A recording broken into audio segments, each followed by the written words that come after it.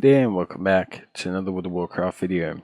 In this video, I'm going to be taking a look at the top 3 tanks, at least I feel, for Season 2 of the War Within. This will be mainly for Mythic Plus and Raiding, but of course, would love to hear what you guys think. So let's talk about it. So starting off, we're going to talk about Protection Paladin. Protection Paladin is really solid. The whole War Within basically made them a lot more conducive to lower cooldowns, better functionality, and just in general a stronger, much better presence overall.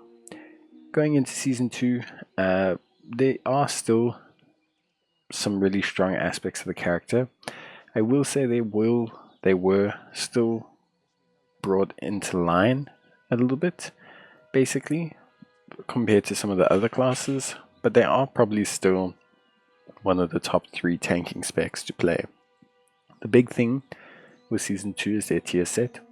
You'll be getting quite a lot less damage with the tier set than comparative to Season 4.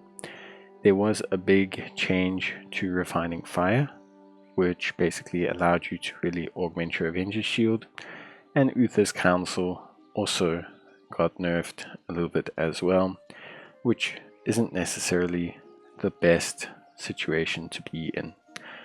One thing I will say, Protection Paladin is still really solid.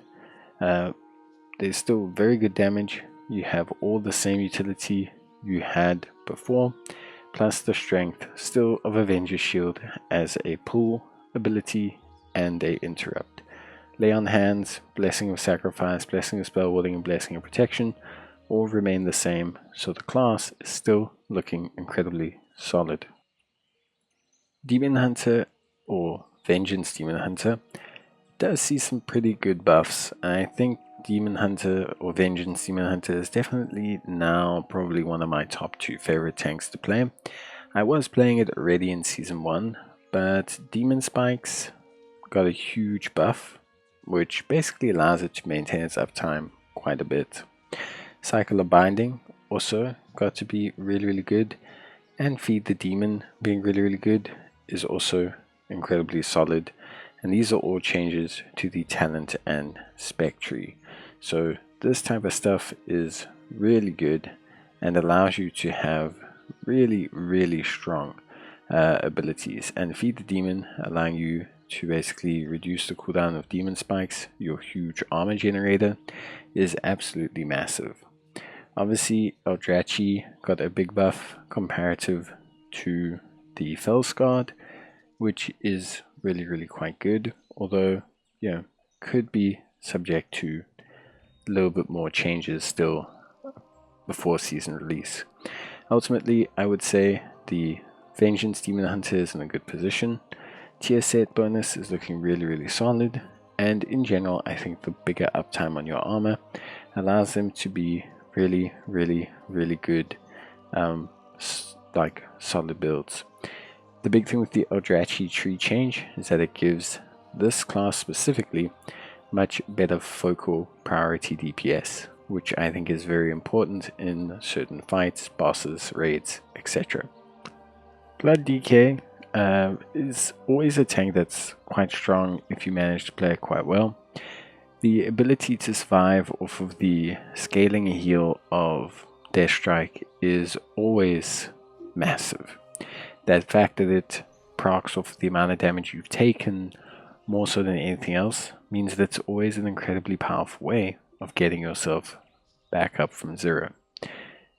However, what is very important here is that misplays basically ruin your life. In terms of anything else, Season 2's features and changes gives Death Knights more relevancy in the content, more so than actual changes to themselves. Season 2 doesn't have as many focal points on simple tank busters, with changes to mythic affixes and changes to some of the raid boss design. You're not always so dependent on surviving your initial spec runs. So what this means is basically you're going to be looking for potentially running blood DKs a lot more than you did before, even though their changes are not absolutely huge. Basically, anti-magic shell is really relevant now, giving them a really strong capability, and anti-magic zone as well. All in all, blood DKs benefit a lot more from the content shift, more so than a direct buff to themselves, although they are benefiting from a couple small changes that make them much more suitable in the current meta. That's it from me. Hope you guys enjoyed the video. If you did, leave a like, and I'll see you guys in the next one. Till then, take care, stay safe, and bye.